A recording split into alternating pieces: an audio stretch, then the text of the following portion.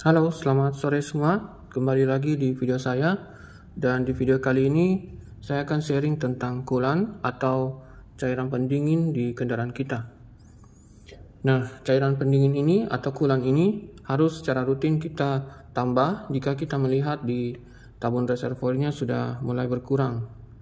Nah, pertanyaan yang sering muncul pada saat kita membeli coolant adalah yang pertama, apakah boleh beda warna dicampur? Dan yang kedua, apakah beda merek seperti ini ada Shell coolant bisa dicampur dengan bawaan Honda?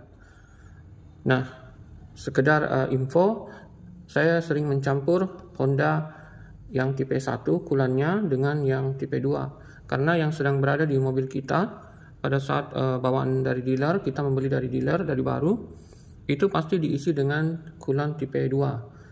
Sedangkan untuk menambah-nambah saya sering menggunakan yang tipe 1. Namun sebenarnya tidak harus merek Honda, kita bisa menggunakan juga merek-merek lain seperti kali ini saya membeli produk Shell, namun bisa juga menggunakan punya Toyota atau Top One, itu juga bisa.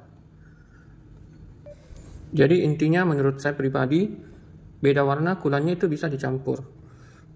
Jadi ini yang tipe 1 ini warnanya hijau, sedangkan yang tipe 2 yang sedang berada di dalam radiator kita ini adalah tipe 2 dan warnanya biru. Nah, sekarang saya coba tuang untuk melihat warna dari coolant ini.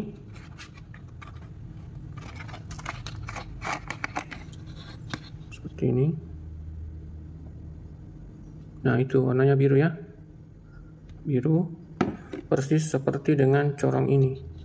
Nah, saya menggunakan bantuan corong dengan selang ke bawah untuk membantu mengisi coolant pada tabung reservoir. Karena mobil Honda tabung reservoirnya agak rendah, sehingga kita memerlukan bantuan selang dan corong seperti ini. Nah, ini saya contohkan saja, jadi saya tambahkan cuma sedikit. Karena kondisi sekarang tabung reservoir saya sudah cukup atau di batas maksimal.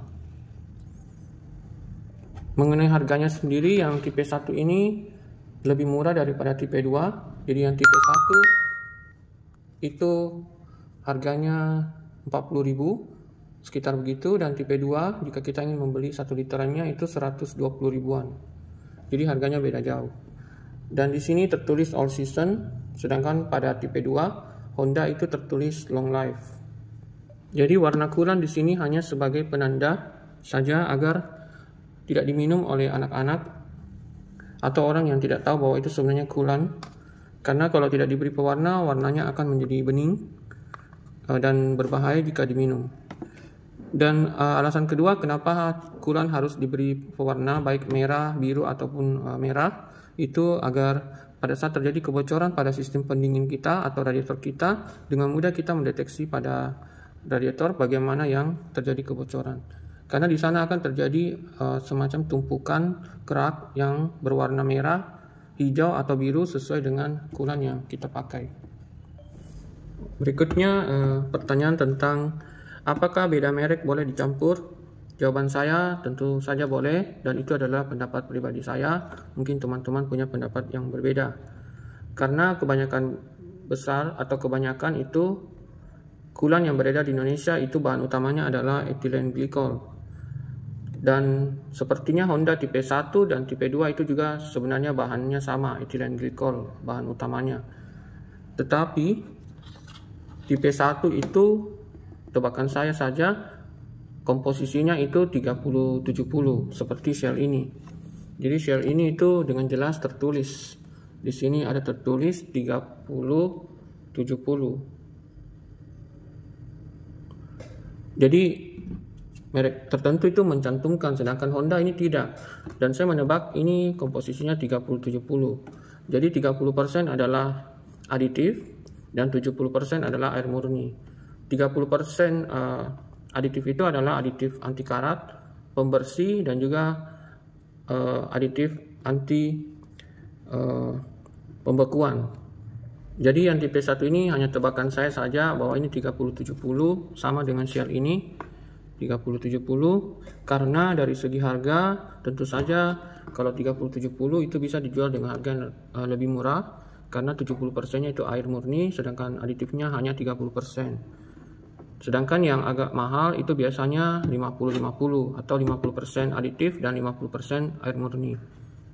Namun sayangnya pada merek Honda itu tidak diberitahu komposisinya itu 30-70 atau 50-50. Berbeda halnya dengan merek Toyota, itu diberitahu di kemasannya apakah dia 50-50 ataukah dia 30-70. Pada merek Top One itu juga tidak dicantumkan, tetapi ada dua warna, ada yang warna merah dan ada warna hijau. Yang warna hijau juga ada dua macam, ada yang Ultimate yaitu yang campurannya 50-50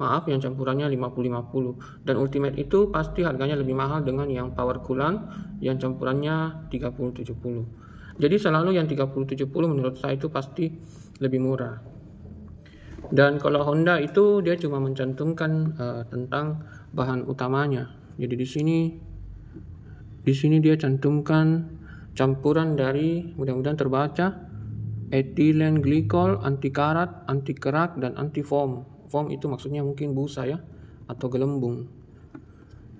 Dan sebenarnya kita tidak perlu anti beku atau anti freeze karena di negara kita tidak ada suhu yang sangat ekstrim yang membuat cairan di mobil kita sampai menjadi beku seperti es. Tetapi yang jelas bahan utamanya selalu ethylene glycol. Sedangkan pada Shell ini di sini juga bahan utamanya ethylene glycol, tetapi di sini tertulis antifreeze dan jelas di sini tertulis predelute-nya 30-70. Tapi herannya dia tetap mencantumkan di sini long life coolant ya. Setahu saya yang 30-70 itu tidak long life karena aditifnya hanya 30%. Di sini ada tertulis keterangan long service life cooling system protection, jadi dia melindungi sistem pendinginan dan juga effective heat transfer, jadi dapat mentransfer panas secara efektif. Kemudian kita bisa lihat di sini keterangannya Post-Path Organic Additive Technology (POAT). Saya belum menemukan keterangan bahwa coolant ini mengandung atau komposisinya adalah ethylene glycol.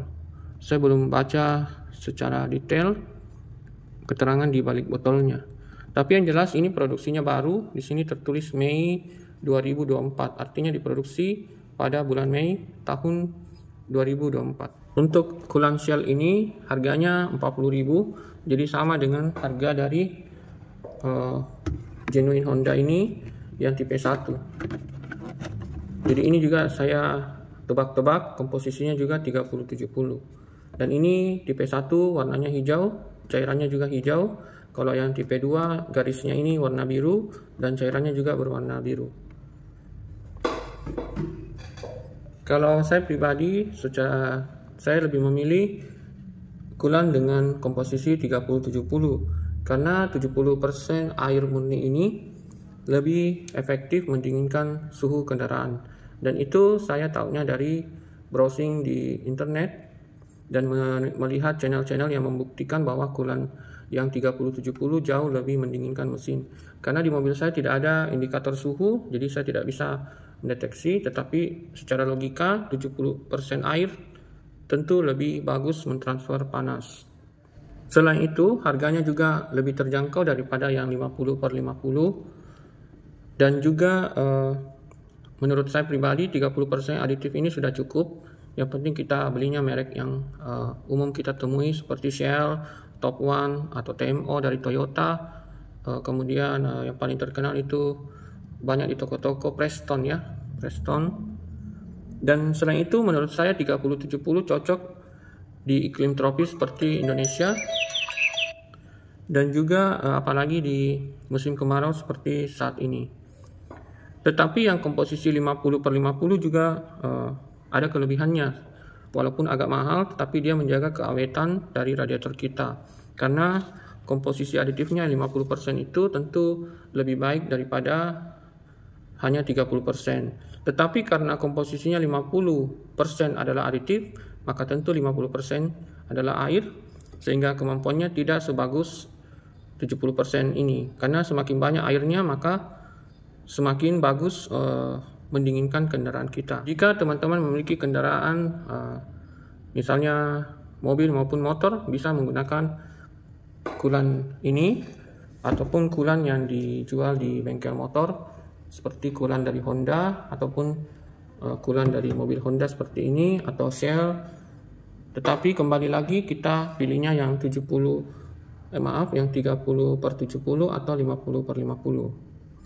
Kalau saya pribadi, saya memilih yang 30/70. Sekian video dari saya, semoga bermanfaat dan mohon maaf jika ada salah penyampaian.